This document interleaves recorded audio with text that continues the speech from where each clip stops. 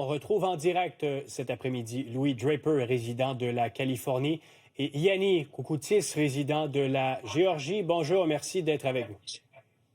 Bonjour. Bon, je vous présente d'abord, messieurs, sondage Reuters-Ipsos qui mesure l'appui des Américains au bombardement au Moyen-Orient, sondage qui a été réalisé au cours des dernières heures. Vous le voyez, 27 des Américains qui approuvent une intervention américaine, 46 qui le désapprouvent, 29 qui ne sait pas. Donc, seulement un peu plus d'un Américain sur 4 qui se dit favorable. Je commence avec vous, M. Koukoutis. Est-ce que c'est ce que vous ressentez quand vous discutez avec des gens proches de vous? Hier soir, j'étais en compagnie de beaucoup de mes voisins. C'était le sujet dont on parlait. Ouais. Puis beaucoup de gens qui se disaient, regarde, on a voté en 2024 pour Donald Trump parce qu'il nous avait promis que ça serait l'Amérique en premier, America First. Que ça serait surtout un sujet où il serait le thème centre, ça serait de réduire les prix de coût de la vie. Puis on est 1 an et quelques mois dans sa présidence, puis on n'a pas vu cette relève, si vous voulez, où les coûts de vie commençaient à baisser. Alors, on se demande qu'est-ce qui se passe, pourquoi qu'on se trouve en guerre avec l'Iran. C'était vraiment pas qu'est-ce qu'on avait dit dans le message thème de sa campagne électorale.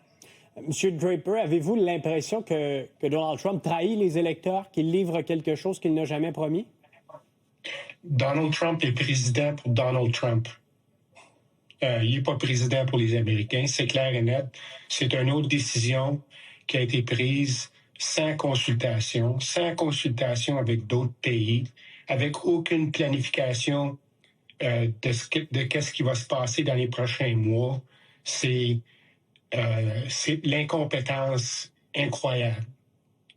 Moi, je suis à 43 %. Oui.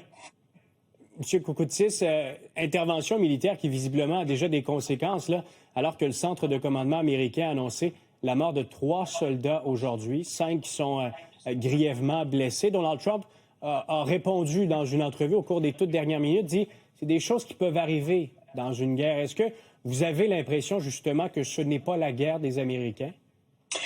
Bien sûr, parce qu'on sait que les gens étaient vraiment à bout de la guerre en Afghanistan, la guerre en Irak, et c'est sa campagne qui nous disait que si on votait pour Kamala Harris, on allait se trouver dans une autre guerre, que d'autres soldats américains allaient mourir, mais dans le fond, on a voté pour Donald Trump, puis on se trouve avec ce qu'il disait qui se passerait si on aurait élu Kamala Harris. Alors, il y a beaucoup de gens qui sont vraiment à bout et ils veulent que le focus soit mis sur le coût de vie ici en Amérique et que le reste du monde, ben, on garde un œil, mais c'est vraiment un focus ici aux États-Unis que ça se passerait.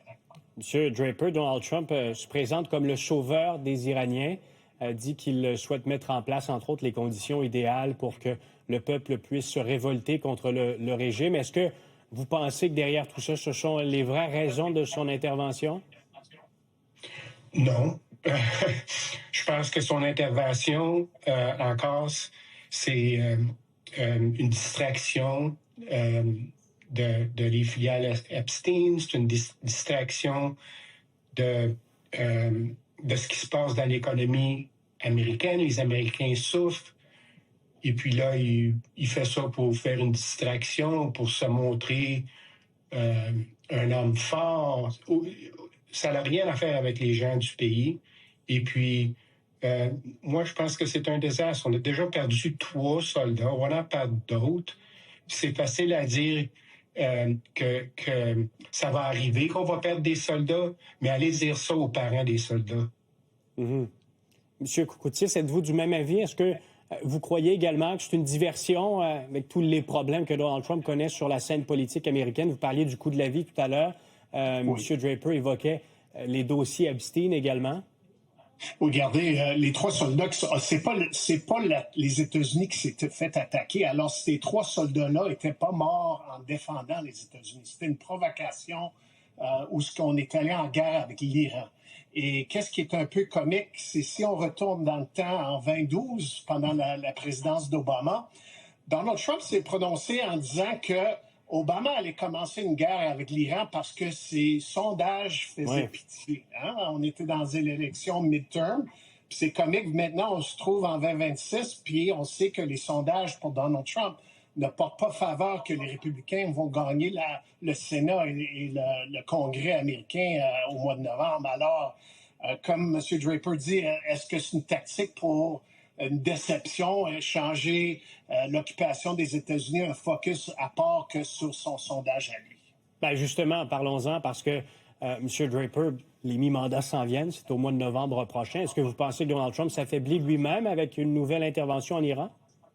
Certainement. Certainement. Mais puis je pense que cette guerre, ça va durer. Ce n'est pas une guerre de 8 jours, ce qu'on a commencé ici. Ça va durer des mois. On va perdre de plus en plus de soldats. Puis le peuple américain va tourner contre ça encore plus qu'ils sont déjà. Le 43 va monter beaucoup plus haut, à mon opinion. Puis je pense que aussi Trump... il a beau essayer de faire ce qu'il veut pour 2026, mais en 2026, ils vont manger une claque. Louis Draper, résident de la Californie. Yannick Koukoutis, résident de la Géorgie. Merci d'avoir été des nôtres. Bonne journée. Merci, bonne journée.